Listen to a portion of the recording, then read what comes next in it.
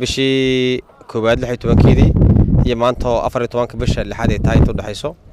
waa degmada waxaan kaliya shacabka iyo ciidanku ay isugu dhax galeen si aan ka jirin goobaha kale marka waxaan mahad celinayaa shacabka reer Hardheere oo naga garab siiyo xogta iyo amniga iyo wax kasta oo ayaga horumarkooda naga shaqeeyo annagana noo garab siiyo si ka duwan sida ka jirta gobolka Furmaa kale markaas anoo shacabku mahad celinayo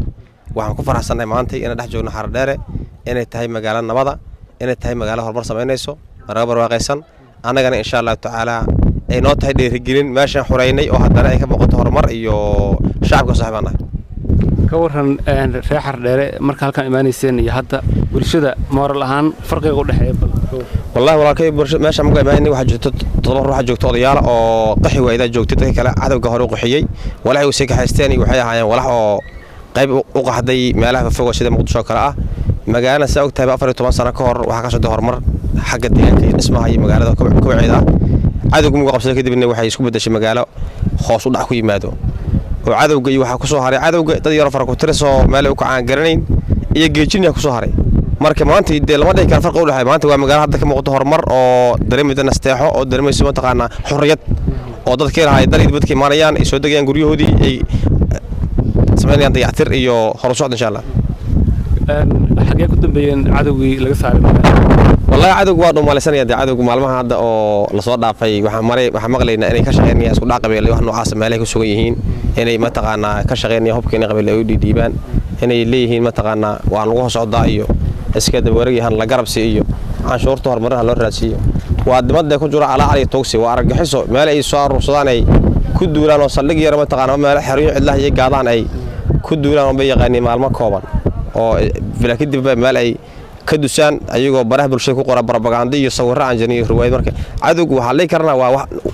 waa neef waqti naf markaas cadawgan waa qawaarij diinta iyo culimadeena ka fadwootay oo cadaysanayeen qawaarij ummadda Soomaaliyeed ee ku sugan gobolada Soomaaliya kala duwan waxa la galay dagaal cadawgaas waa cadow nabad iyo nolol aan ogoleen waa cadow qofkii dilan oo ujirka helayo qofkii dilan oo ku janna galayo marka waxaan leeyahay shabaab dadka Soomaaliyeed ee ku kahdoomayo waad aragteen degmooyinka haasteen iyo meelaha la kaashay waxa ku soo kordhiyeen geed yahuud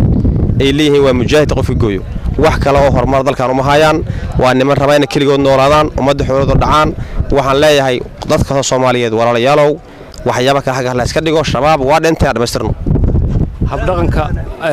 argixisada waxa nagu sheegi kartaa maadaama aad muddo la dagaalayseen oo aad wax badan ka garanaysaan argixisadu waa nima diinta ku soo gabaday oo ka been sheego diinta islaamka si culumada noo sheegtay annaguna aan aragnay falsafada iyo dhaqanka ay sameeyeen ay ka fog tahay diinta iyo wax lamida ay bilaadanka fog tahay waa nima soo boor qariyo inay dadka ay ku caadiyaan waxyaabo diintu ag ka bacdina dadka ku beer la xawsado waxaan jirin waxaan leeyahay falsafada cadawgu waa falsafad dhagareed waa falsafad argagixiso waa falsafad ka fog bilaadanimada marka waxaan leeyahay cadawga waxyaabaha aan ku aragno aan ka naqaano markay liicaan ay tabar yareeyaan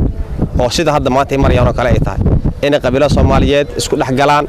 inay yiraahdeen qof hebel waa cafinay inay yiraahdeen mataqaana boor isku qarin inay yiraahdeen maanta anagu sidaan baanahay reer hebel ma dirsani gobol hebel ma dirsani waxyaabaha aan ku naqaano waay inay sameeyaan hadhowne ay noqdaan de